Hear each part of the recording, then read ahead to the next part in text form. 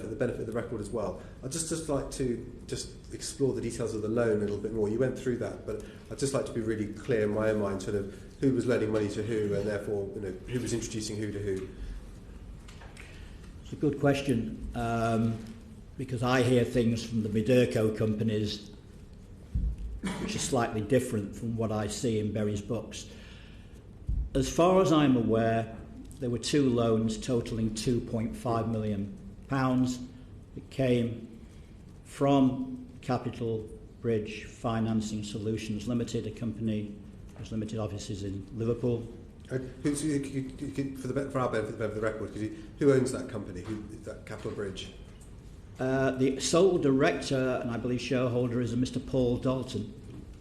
Those records can be checked on Companies House records. Okay. I did look at them again the other day just to see if there had been any other directors since it was first formed, and the answer is no. Yeah. Okay. As far as I'm aware, and nobody has disputed it, and that includes Stuart Day, the previous owner, only 60% of that money actually went into the club's bank account. So that was loaned to Bury Football Club? That was a loan to Bury Football Club Limited because I will presume that Mr. Day, yeah. I apologise, had run out of more funds to put in, yeah. either personally or from his other companies. So when was this loan applied? When was this loan applied for and agreed? When? Just approximately, doesn't it?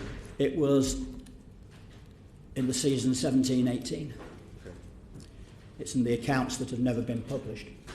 Right.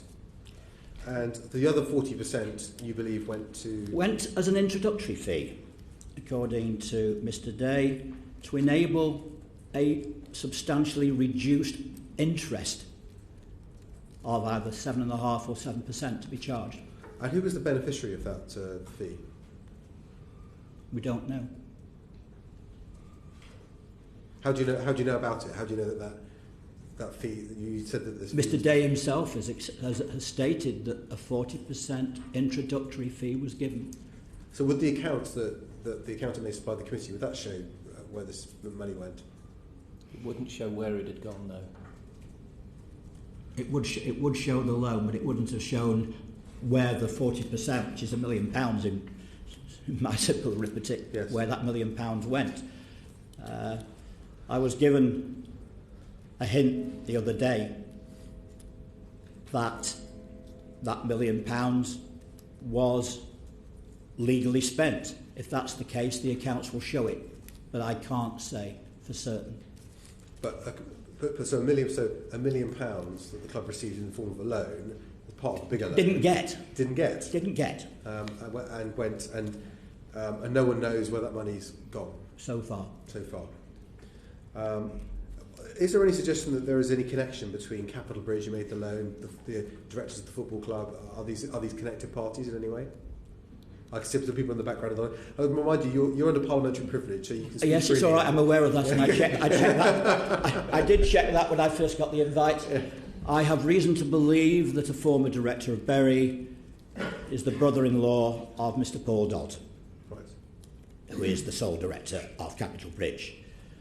That is why the supporters, the fans of Bury, and which is what we're saying, the fans do find out a lot, is why they didn't trust the previous owners.